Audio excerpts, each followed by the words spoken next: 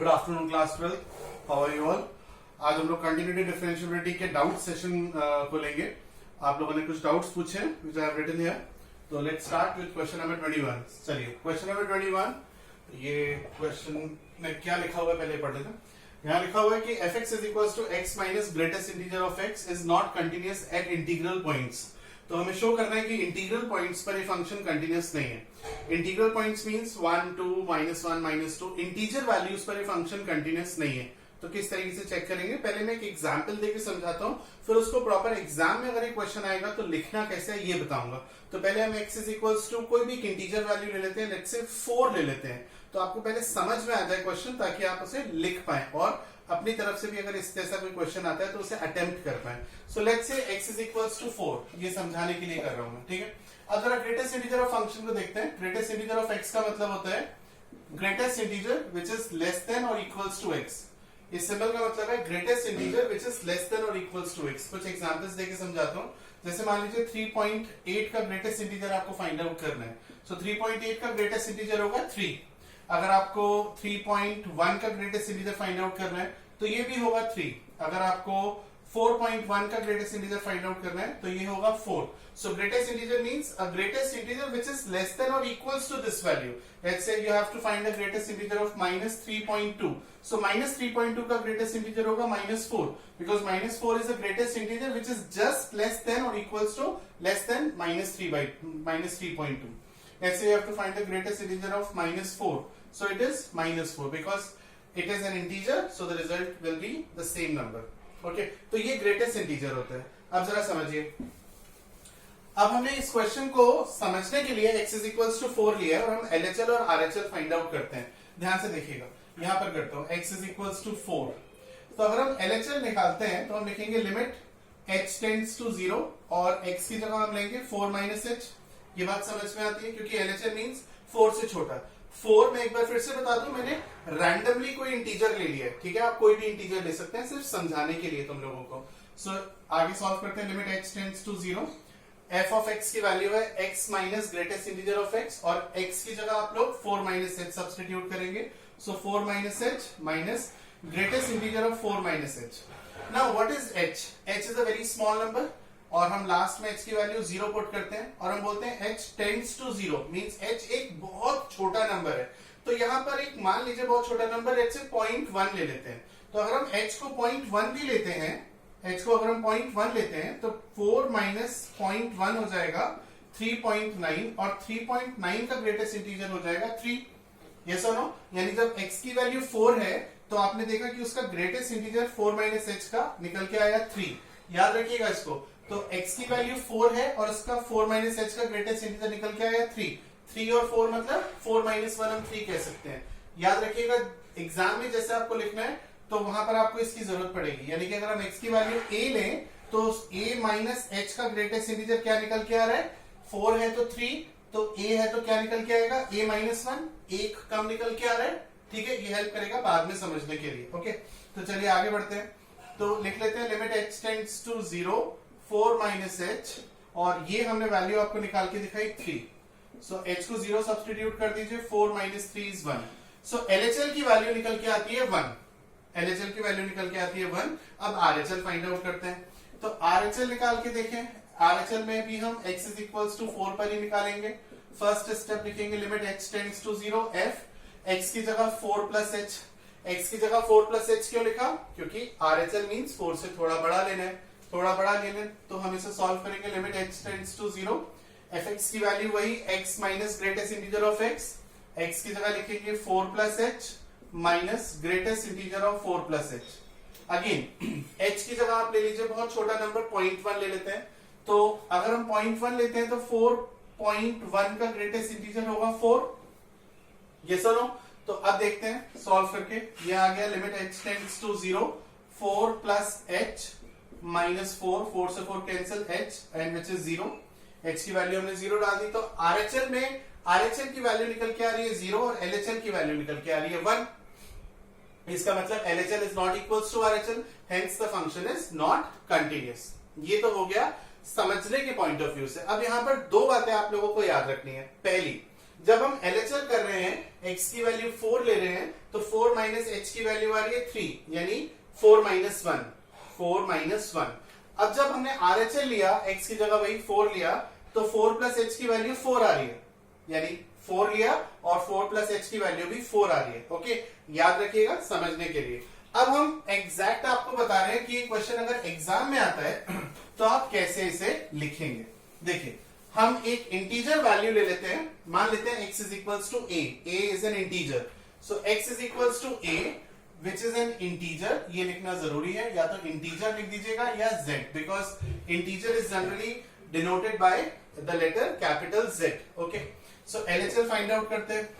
LHL हो जाएगा limit h tends to 0 f of a minus h। a minus h हमने क्यों लिखा, शायद पता होगा, क्योंकि हम LHL यानी a से थोड़ा छोटा लेंगे x की वैल्यू। So put the value of the function, अगर हम फंक्शन की वैल्यू पुट करते हैं which is x minus greatest integer of x, so a minus h plus sorry minus greatest integer of a minus h। Now tell me what is the value of the greatest integer function of a minus h। जब हमने 4 लिया था तो 3 आया था, एक कम, तो a minus h लेंगे तो इसकी वैल्यू निकल के आएगी एक कम, यानी a माइनस 1। यही वो स्टेप था जो समझाने के लिए मैंने एग्जाम्पल लिया था। ठीक है, उम्मीद करता हूं समझ में आ गया होगा। This is a minus h, a से कैंसिल, माइनस h प्लस 1, ये आया 1, क्योंकि लास्ट में हम h को 0 पुट करते ही करते हैं। ठीक है, तो ये LHL की वैल्यू 1, पिछली बार भी 1 आ रही थी। ठीक है, अब RHL फाइंड आउट करते हैं। RHL में लिखेंगे limit h tends to 0 f of a plus h। a यहां पर क्या है, कोई भी इंटीजर, कोई भी इंटीजर, चाहे पॉजिटिव इंटीजर या नेगेटिव इंटीजर, जैसे हमने 4 लिया था पिछली बार। So limit h tends to 0 f of a plus h, तो हम लिखेंगे a plus h minus greatest integer of a plus h। और पिछली बार जब RHL में x की जगह 4 लिया था तो इसकी वैल्यू क्या आ रही थी, 4 आ रही थी, यानी इसकी वैल्यू क्या आएगी, a आएगी, तो a plus h minus a, ये कैंसिल h और h को लास्ट में 0 पुट करते ही करते हैं। तो यहां पर भी LHL 1 है which is not equals to RHL because RHL is 0। तो ये क्वेश्चन इस तरीके से करना है, और क्योंकि LHL और RHL इक्वल नहीं है इसलिए फंक्शन कंटिन्यूअस नहीं है। चलिए नेक्स्ट क्वेश्चन पर आते हैं, देखिए क्या लिखा है। आपको याद होगा नेक्स्ट क्वेश्चन जो है, ये जो लिखा हुआ है, ये लास्ट क्लास में भी मैंने लिखा था, but I did not solve it, क्योंकि मैंने बोला था कि कुछ फॉर्मूलाज हैं जो पहले आपको याद करने होंगे। तो आई होप कि आपने फॉर्मूलाज लर्न कर लिए जो मैंने लास्ट लेक्चर में आपको बताए थे। तो अगर लर्न कर लिए हैं तो डेफिनेटली ये क्वेश्चन बहुत अच्छे से समझ में आ जाएगा। देखिए मैं इसको कितने इजी तरीके से करने की कोशिश कर रहा हूं, आइए समझते हैं। यहां पर लिखा हुआ है कि ये फंक्शन की कंटिन्यूटी चेक करनी है x इज इक्वल्स टू 0 पर। हमें इस फंक्शन की कंटिन्यूटी चेक करनी है, यानी कि LHL और RHL हमें चेक करना है। और एक बार मैं क्वेश्चन जरा क्लियर कर लूं, क्या दिया हुआ है इस क्वेश्चन में। इनफैक्ट इसमें हमें ये दिया हुआ है कि फंक्शन कंटिन्यूअस होना चाहिए x इज इक्वल्स टू 0 पर। तो what is the value of fx, यानी कि हमें fx की वैल्यू फाइंड आउट करनी है, और गिवन है कि x इज इक्वल्स टू 0 पर ये फंक्शन कंटिन्यूअस है। ओके, तो अगर देखिए x इज इक्वल्स टू 0 पर अगर ये फंक्शन कंटिन्यूअस है, it means LHL, RHL and the value of the function at x is equals to 0 all will be equal, yes or no? And we have to find that what is the value of the function at x is equals to 0 so that the given function becomes continuous at x is equals to 0. Okay, so in this question you need not to find LHL and RHL. If you find RHL then it is okay, because RHL is definitely equals to the value of the function fx, and also if you find LHL then LHL is also equals to the value of the function fx. तो अगर आप RHL निकाल देंगे तो आप बोलेंगे कि ये जो RHL है ये भी fx के बराबर है। अगर आप LHL निकालेंगे तो आप बोलेंगे LHL भी fx के इक्वल है। तो मैं ऐसा करता हूं, LHL या RHL में से कोई एक चीज निकाल लेता हूं, मैं RHL फाइंड आउट कर लेता हूं इसमें। और since the function is continuous, यहां पहले लिख देता हूं आप लोगों को समझाने के लिए, since the function is continuous at x is equals to 0, so it means LHL is equals to RHL is equals to value of the function at x is equals to 0, and this is what the question is asking. This is what the question is asking. So in place of this I can either find RHL or LHL, and finally I am finding RHL. तो जरा समझिएगा कैसे करेंगे, ठीक है। So I am finding only RHL, ध्यान से देखिएगा। तो RHL हम कितने पर निकाल रहे हैं, RHL हम निकाल रहे हैं at x is equals to 0 पर। RHL हम निकाल रहे हैं x is equals to 0 पर, और क्या लिखेंगे, हम लिखेंगे limit h tends to 0 f 0 plus h। 0 plus h क्यों लिखा? क्योंकि RHL मीन्स 0 से थोड़ा बड़ा। ठीक है, चलिए आगे बढ़ते हैं। मैं दोबारा से बता दूं कि आप इसमें LHL भी निकाल सकते हैं, और अगर आपका मन हो, आपके पास टाइम बहुत फालतू हो, तो आप LHL और RHL दोनों निकाल सकते हैं। दोनों इक्वल ही आएंगे। क्यों इक्वल आएंगे? क्योंकि क्वेश्चन में गिवन है that the function is continuous. Okay, चलिए यहां पर वैल्यू पुट कर देते हैं फंक्शन की। x की जगह लिखेंगे 0 प्लस एच मीन्स सिर्फ h upon sine h upon 4 into log 1 plus h square upon 3। ठीक है, अब जो फॉर्मूला लास्ट क्लास में बताए थे वो कैसे अप्लाई करने हैं वो समझिए। So limit x tends to 0, 4 to the power h minus 1 upon h का होल क्यूब, यानी मैंने h क्यूब से डिवाइड कर दिया फॉर्मूला बनाने के लिए। a to the power x minus 1 upon x का फॉर्मूला जो कि होता है log a base e, log a base e यानी कि 4 बेस e, और होल क्यूब है तो यहाँ पर होल क्यूब आ जाएगा। तो ये तो इसका फॉर्मूला हो गया। Now since I have divided it by h cube, so I have to multiply also by h cube. तो यहाँ पर मैं मल्टीप्लाई कर देता हूँ h क्यूब से, और एक लिमिट और लगा देता हूँ, क्योंकि ये तो इसका आंसर आ गया, और ये हमारा नेक्स्ट लाइन से आएगा भी नहीं, क्योंकि इसकी जगह हमने log 4 to the base e लिख दिया। ठीक है, एक लिमिट और लगा देते हैं। Limit h tends to 0 upon sine h upon 4 into log 1 plus h square upon 3। तो यहां तक समझ में आ गया होगा आपको। यहां पर मैंने कौन सा फॉर्मूला लगाया एक बार फिर बता दूं। Limit x tends to 0, a to the power x minus 1 upon x। एक बार लिख के बता दूं, यहां पर मैंने फॉर्मूला लगाया limit x tends to 0, a to the power x minus 1 upon x which is equals to log a base c। अब क्योंकि इसकी पावर 3 है इसलिए पावर 3 आ गई, वो तो ऑब्वियस सी बात है। चलिए नेक्स्ट स्टेप पर आते हैं बेटा। नेक्स्ट स्टेप में हम लोग ये रब नहीं करते, हम लिखते हैं limit x tends to 0, limit x tends to 0 log 4 base e, ये हर बार आएगा ही आएगा। और अब हम इसका पेयर बना लेते हैं h upon 4 upon sine h upon 4। ये देखिए, ये मैंने कर लिया। मेरे पास यहाँ पर h क्यूब था, ठीक है, मैंने h बाहर ले लिया है, तो कितना बचेगा? यहाँ पर मेरे पास बचेगा h स्क्वायर। एक लिमिट और लगा लेते हैं, limit x tends to 0 log 1 plus h square upon 3। ये कर लेते हैं। ठीक है, चलिए आगे देखते हैं बेटा इसको। ये स्टेप जरा समझा दिया जाए आपको। यहां पर भी फॉर्मूला लगाया है, साइन एक्स अपॉन एक्स की वैल्यू 1 होती है, और आपको समझाना चाहूंगा यहाँ पर कि limit x tends to 0, x upon sine x भी 1 कर सकते हैं आप। अगर साइन एक्स अपॉन एक्स 1 करेंगे तो x अपॉन साइन एक्स भी 1 होता है। ठीक है, आप कर सकते हैं एग्जाम में ऐसे। अब यहाँ पर आप देखिए, आपने 4 से डिवाइड दिया है, तो 4 से अगर डिवाइड दिया है तो you have to multiply it by 4 also. तो आपने 4 से मल्टीप्लाई कर दिया, और ये वाला जो टर्म है ये आपने और लिख दिया log 4 base e to the power whole cube. ठीक है, अब इसकी वैल्यू क्या होती है आपको पता होगा, इसकी वैल्यू होती है 1। तो ये भी नेक्स्ट लाइन से सीन में नहीं आएगा। आगे सॉल्व करते हैं बेटा।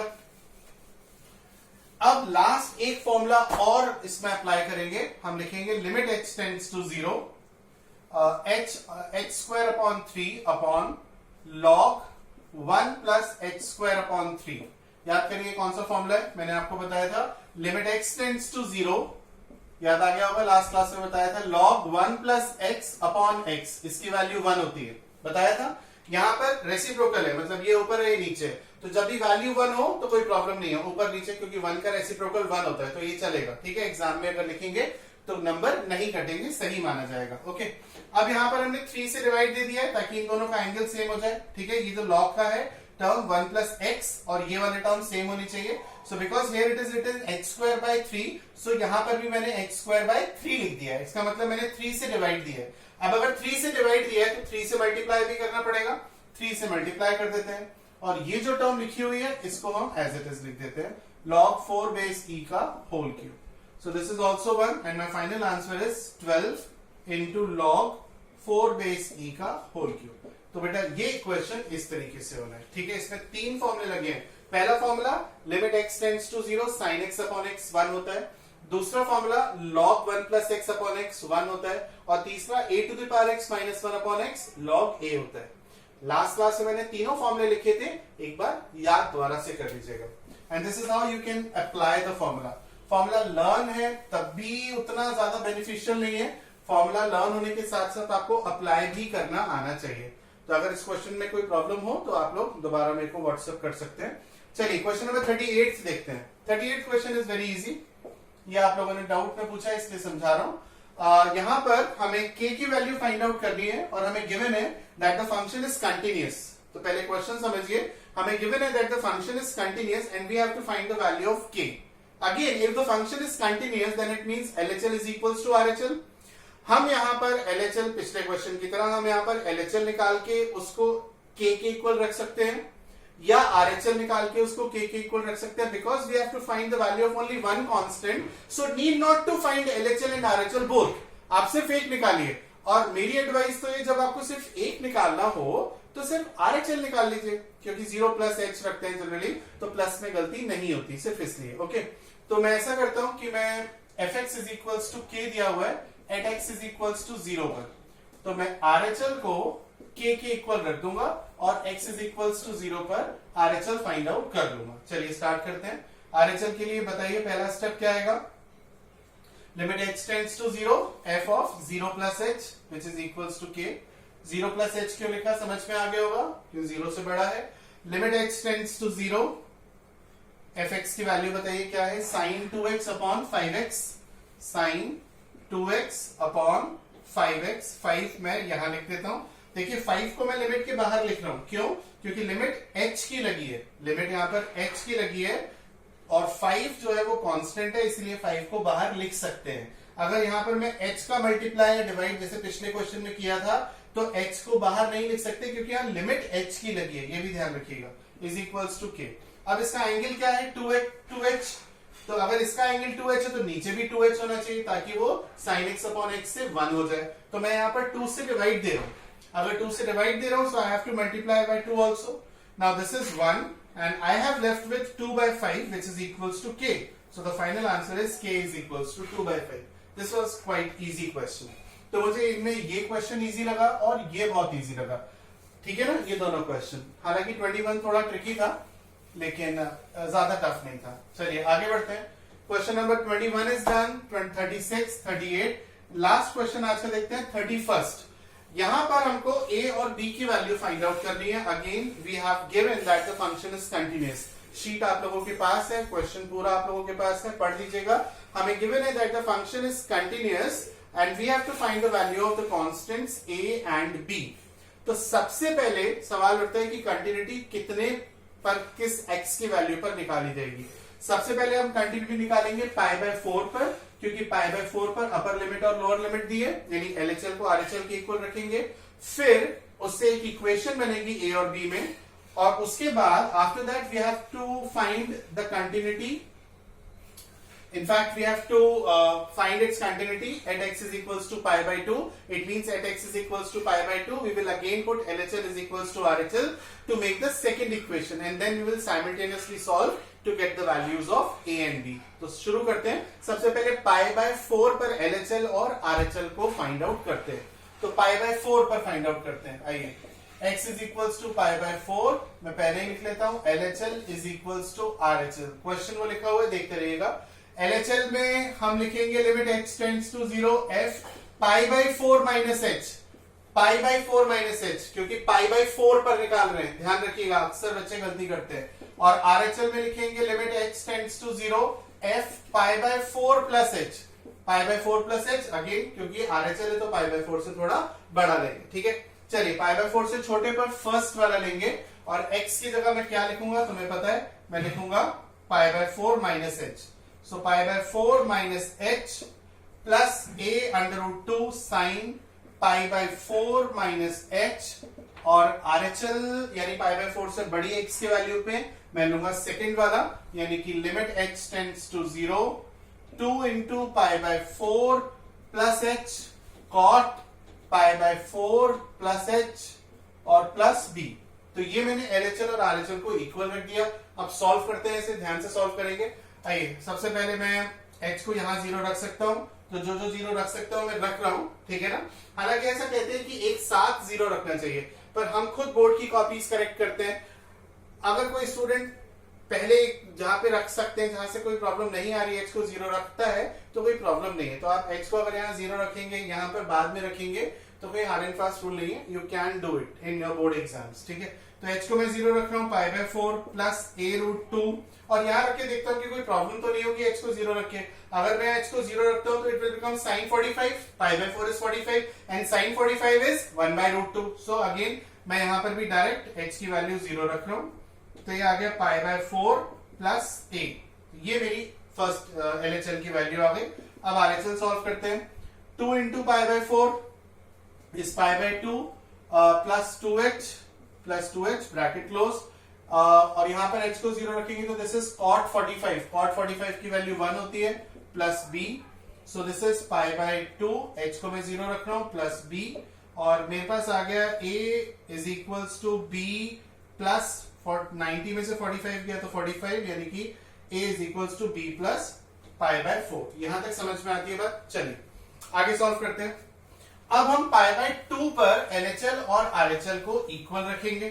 π/2 पर, तो इस इक्वेशन को मैं रब नहीं करूंगा क्योंकि इसकी जरूरत पड़ेगी। तो ये फर्स्ट इक्वेशन आ गई ना। मैं दोबारा से यही काम कर रहा हूं, π/2 पर LHL और RHL को इक्वल प्रूफ कर रहा हूं। क्यों इक्वल प्रूफ कर रहा हूं?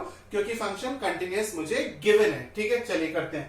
π/2 पर at x is equals to π/2, LHL is equals to RHL। LHL में लिखेंगे limit h tends to 0 f π/2 minus h। π/2 minus h क्यों लिखा हमने?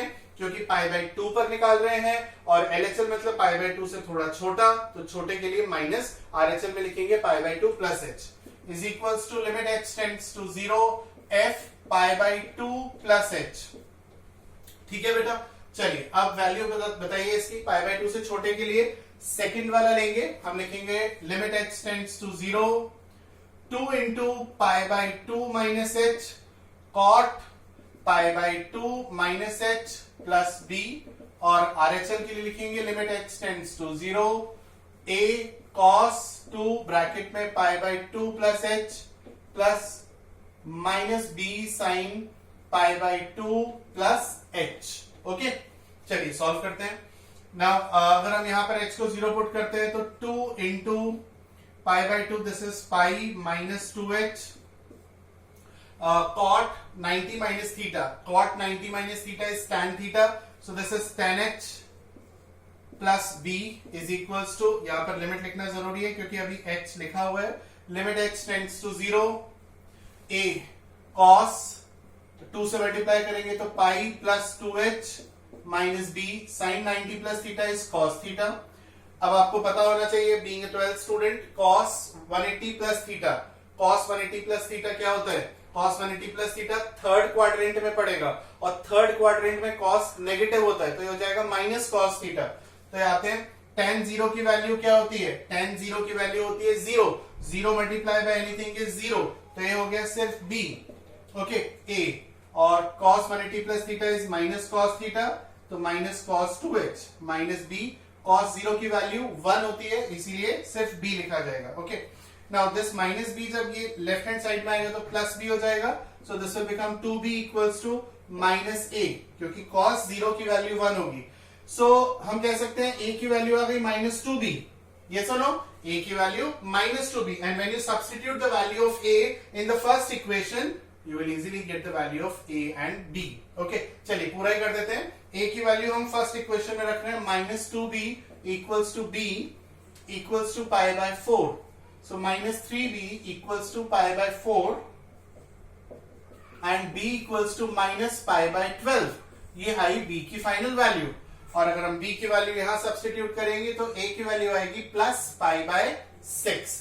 so these are the solutions of the doubts asked by various students from various schools। I hope doubts clear होंगे। अगर still आपको continuity differentiability में कोई doubt है तो पूछिए, अदरवाइज हम लोग नेक्स्ट क्लास में नया चैप्टर स्टार्ट करेंगे, पर नया चैप्टर स्टार्ट करना ये मेरे हाथ में नहीं है, तुम लोगों के हाथ में है। So I want one reply through the WhatsApp कि sir now we can start a new chapter, then only I will start a new chapter. Okay, अगर आपको कोई डाउट है तो डाउट बताइए। अगर आप चाहते हैं कि sir now we can start a new chapter, then I will start a new chapter in the next class. ठीक है, आज की क्लास में इतने रखते हैं। Thank you. और एक और बात, आप अपने फ्रेंड्स को भी बोलिए कि they can join the batch and they have to just message me, जैसा कि आप लोगों ने किया था। मुझे मैसेज करें, अपना स्कूल का नाम, अपना नाम बताएं। If they wants to join the batch, I will add them in the group, और जो भी फॉर्मेलिटीज है वो मैं बता दूंगा। ठीक है, चलिए, थैंक यू।